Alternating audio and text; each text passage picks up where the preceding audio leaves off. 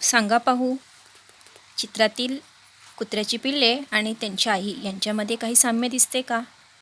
हो ना, कुत्र्याची पिल्ले आणि त्याची आई हे दिसायला अगदी सारखेच आहेत.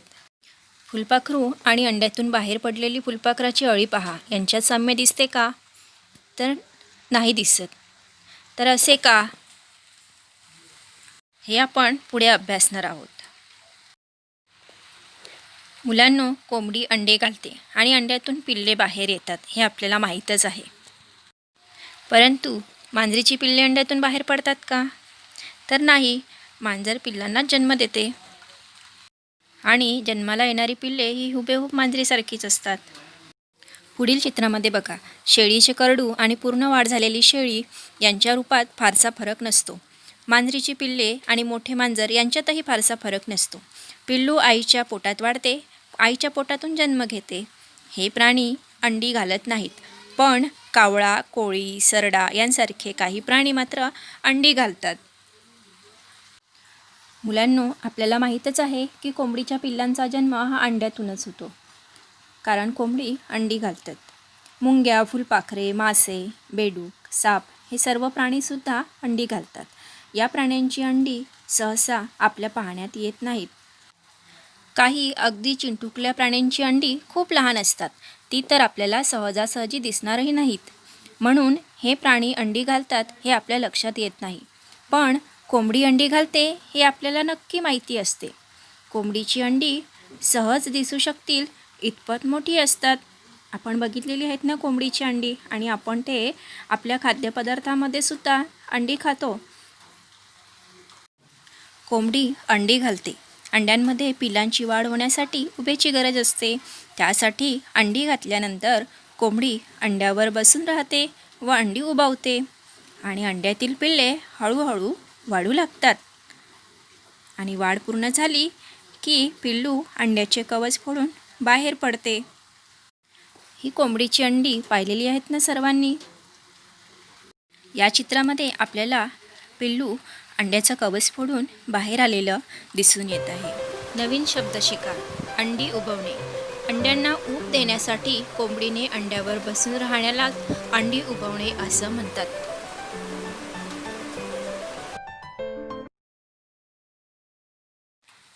अंड्यातून पिल्ले बाहेर आल्यानंतर ती मोठी होईपर्यंत कोंबडी त्यांची काळजी घेते. माहीत आहे का तुम्हाला, जेव्हा कोंबडी अंडी उबवत असते तेव्हा ती अंड्यांच्या काळजीपोटी आक्रमक बनते. अंड्यांच्या जवळ कोणी गेले तर ती त्याच्या अंगावर धावूनसुद्धा जाते. आता आपण पुढील घटकाकडे वळूया. पुढील घटक आहे रूपांतरण.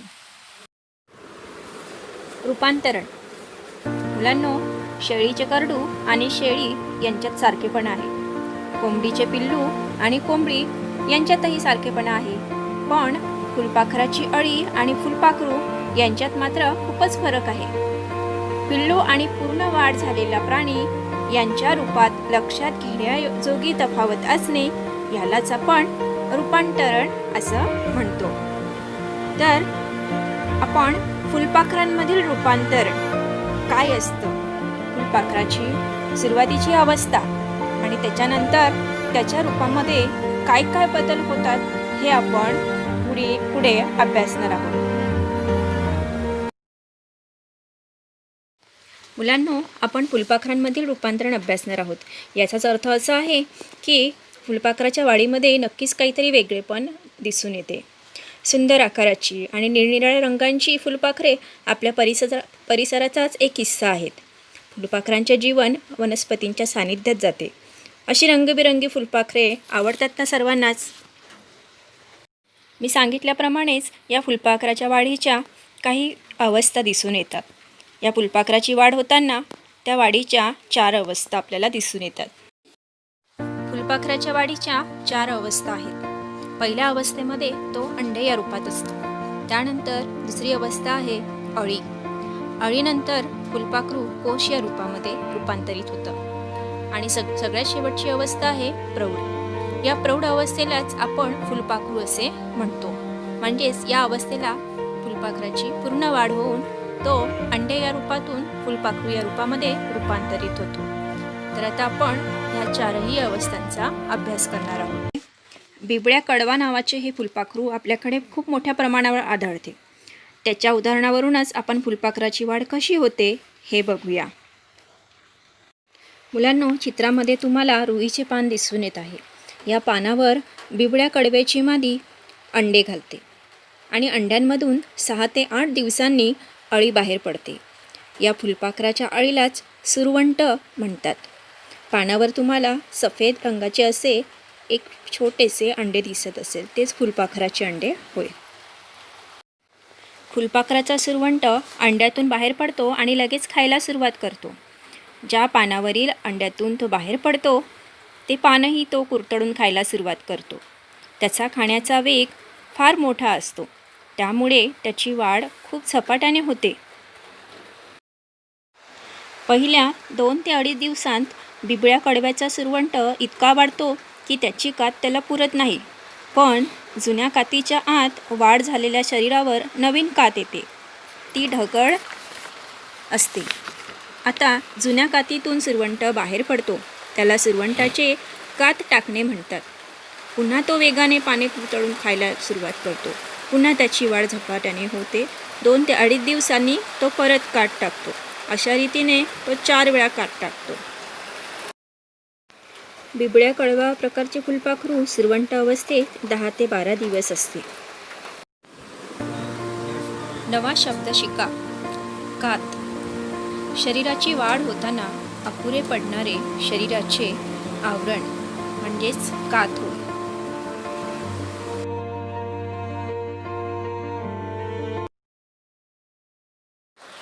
शेवटची कात टाकण्यापूर्वी सुरवंट एखाद्या देठावर किंवा पानावर रेशमासारख्या धाग्याची गुंडी विणतो.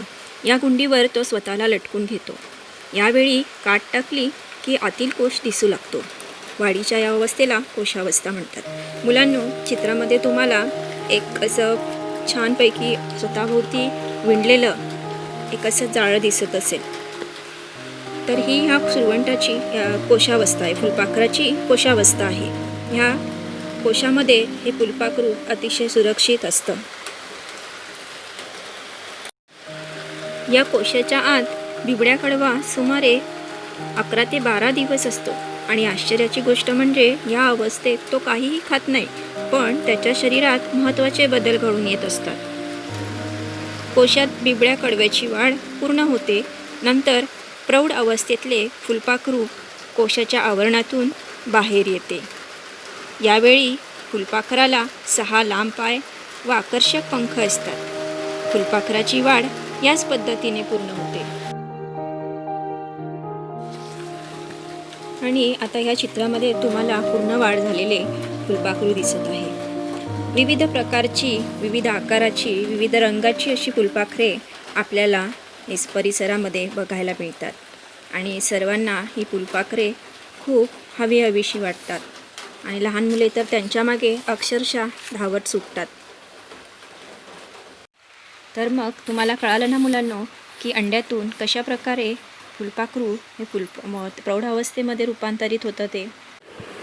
माहीत आहे का तुम्हाला, स्वच्छ निवडलेले धान्य आपण डब्यात भरून ठेवतो, तरीही काही दिवसांनी डब्याचे झाकण उघडले तर त्यात किडे झालेले दिसतात.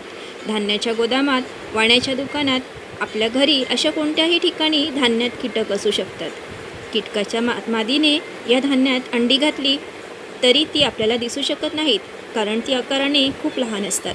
धान्य साठवलेल्या डब्यातील हवा आणि ऊब त्या अंड्याच्या वाढीला पुरेशी असते, म्हणूनच त्यांची वाढ होत राहते.